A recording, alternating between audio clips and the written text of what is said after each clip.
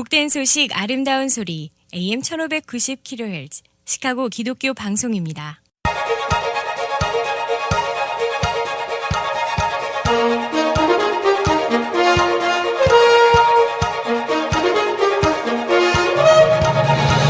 김정일 해설위원의 시사 해설. 세상을 넓게 봅니다. 삶의 지평이 넓어집니다.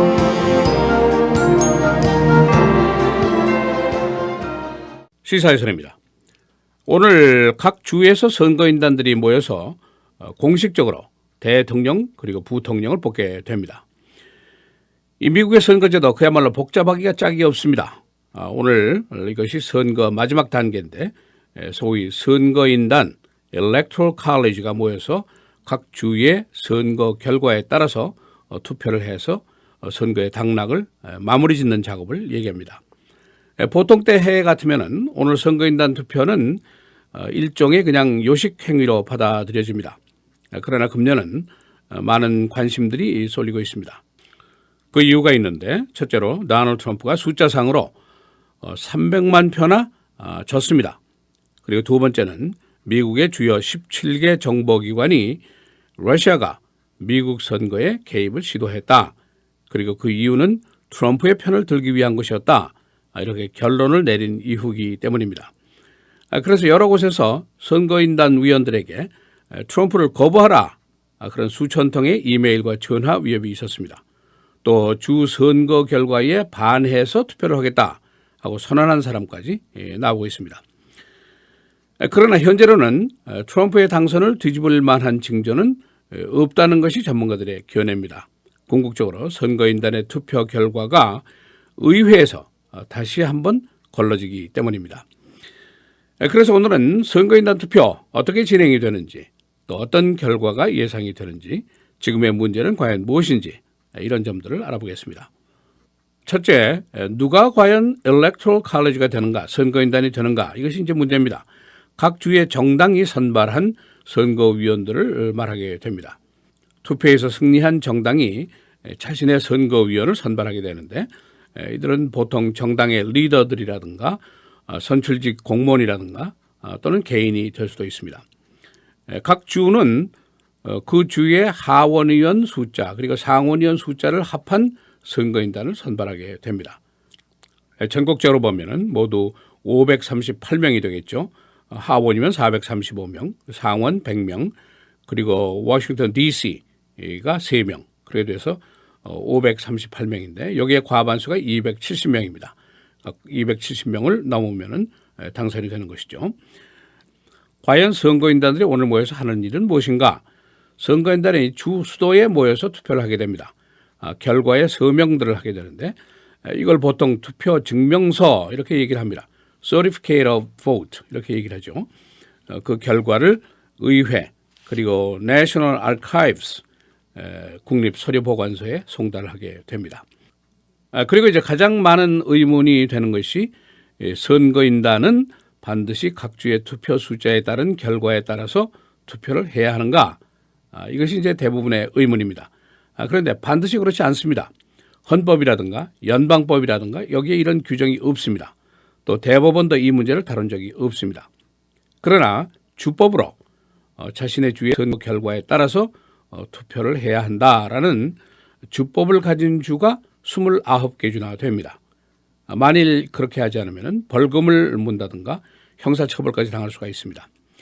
나머지 주들은 어떻게 하느냐? 보통 관례와 전통에 따라서 주에서 승리한 후보가 선거인단 수를 모두 독식하도록 이렇게 되어 있습니다. 지금까지 거의 모든 선거인단들 자신의 해당 주의 투표 결과에 따라서 이제 투표를 해왔습니다. 그러나 반대자가 있습니다. 소위 faithless electors 이렇게 불렀는데 주로 선거 기간 중에 사망한 후보에게 투표를 하지 않은 경우가 역사적으로 여러 개 있었습니다. 그러나 이 선거인단의 표는 다시 의회의 심사를 받도록 되어 있습니다.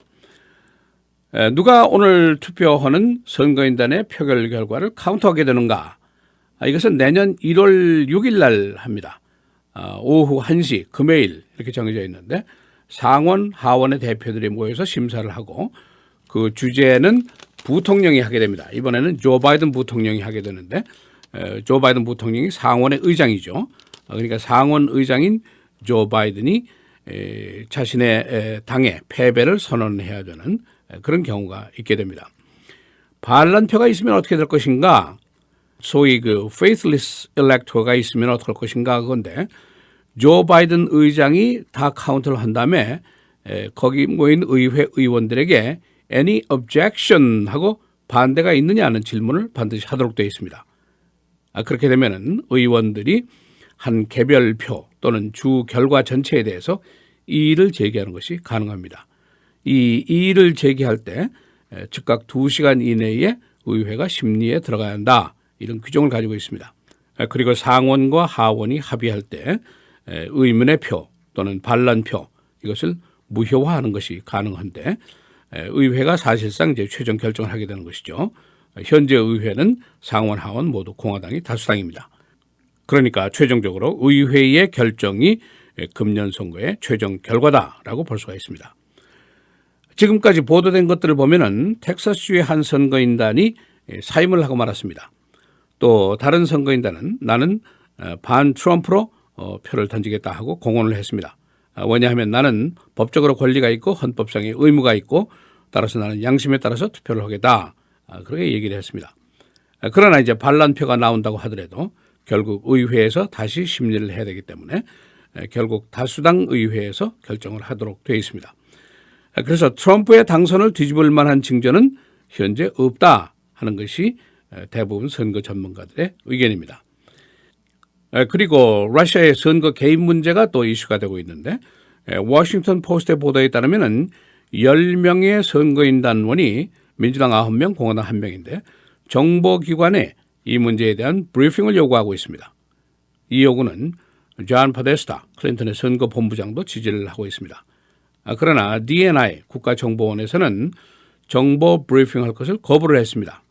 왜냐? 이 사안이 현재 오바마 대통령의 지시사항이고 조사가 진행 중이기 때문에 조사가 완결이 되면은 대통령 그리고 의회에 직접 보고하겠다. 그런 입장을 가지고 있습니다. 사실 그때는 이미 선거인단 회의일 바로 오늘입니다. 19일.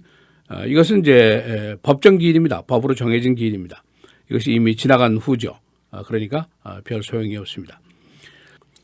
트럼프가 클린턴보다 숫자상으로 300만 표나 적은 표를 얻었습니다. 이것은 1876년 이후에 최악의 투표 결과라고 통계가 나와 있습니다. 그리고 선거인단의 숫자, 트럼프가 갖게 되는 선거인단의 숫자는 전체의 56.9%에 불과합니다. 그러니까 지금까지 54번의 대선이 있었는데 그중에 44번째 등수를 차지하게 됩니다.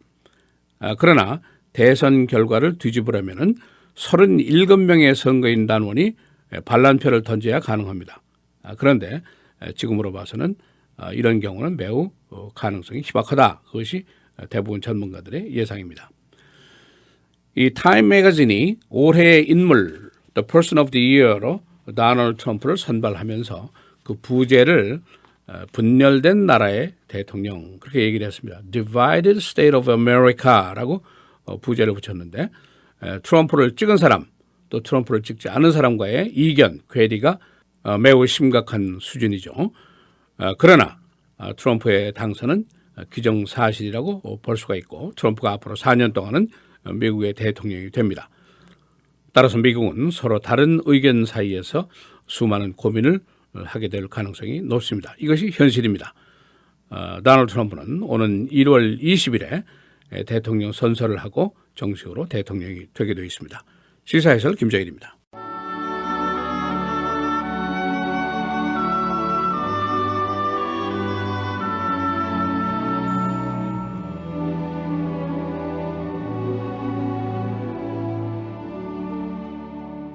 하나님의 지혜에 있어서는 이 세상이 자기 지혜로 하나님을 알지 못하므로 하나님께서 전도에 미련한 것으로 믿는 자들을 구원하시기를 기뻐하셨도다.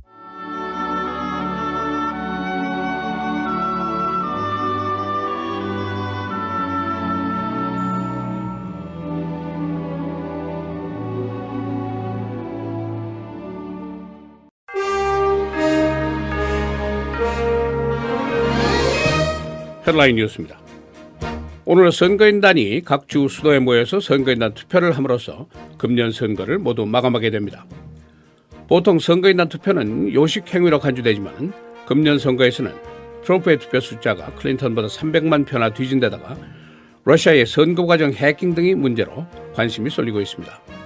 일부 선거인단은 주 선거 결과에 반해서 투표할 것이라는 주장도 나오고 있습니다. 존 맥케인 상원의원 등 일부 중진 의원들은 러시아의 선거 해킹을 조사하기 위한 특별위원회 구성을 요구했습니다. 맥케인 의원은 러시아의 행위가 미국 민주주의에 대한 파괴 위협 행위라고 비난했습니다. 그러나 상하원 지도부는 특별위원회 구성에는 동의를 하지 않고 있습니다. 중국은 미국의 수중 드론이 정보 수집의 빙산의 일각이라고 지적했습니다. 중국 관영신문은 오늘 미국의 사우스 차이나시 해역에서의 정보 활동을 주목하고 있다고 밝혔습니다. 중국은 공해상에서 수거한 미국의 수중 드론을 반환하겠다고 밝혔습니다. 혹한과 폭설의 주말 날씨가 내일부터 거의 정상으로 회복됩니다. 오클라호마 지역의 내일 최고 기온은 50도까지 올라갑니다. 시카고 거의 30도까지 상승하게 됩니다. 알레포 지역의 난민 소개 작전이 재개됐습니다. 지난 주말 동안 약 65대의 버스가 3,500명의 난민을 알레포 외곽 지역으로 실어 날랐습니다. 현재는 아직도 수천 명의 난민들이 탈출을 하지 못하고 있습니다. 프랑스는 UN 감시기구를 투입하자는 결의안을 제안했습니다. 시카고의 오늘 새벽 최저기온 마이너스 11도, 1983년도의 기록이 깨졌습니다. 주말에 계속된 눈과 혹한으로 오헤어에서 274대의 항공기 운항이 취소되었습니다. 오늘도 일부 학교들이 추위로 휴교에 들어가 있습니다. 그러나 내일부터는 기온이 상승합니다. I-29이 아이젠하워 하이웨이 개수 플랜이 세워졌습니다. 27억 달러를 투입해서 공사는 2020년부터 시작됩니다. 맨하임과 아우스틴 사이에 양측의 레인을 하나씩 더 추가하게 됩니다. 베어스 어제 패커스와 대전에서 30대 27로 패했습니다. 시즌 전적 3승 11패, 조별 성적 최하위를 기록하고 있습니다. 어제 솔저 필드의 기온은 마이너스 4도, 6번째로 추운 경기장 기온이었습니다. 내일부터 추위가 지나가고 평년 이상의 날씨가 당분간 계속됩니다. 오늘 맑고 흐리고 최고 17도, 화요일 수요일 계속해서 흐리겠습니다. 화요일의 최고는 28도, 수요일 34도입니다. 목요일 금요일 계속해서 맑고 흐리고 목요일의 최고 34도, 금요일은 36도로 예상이 됩니다.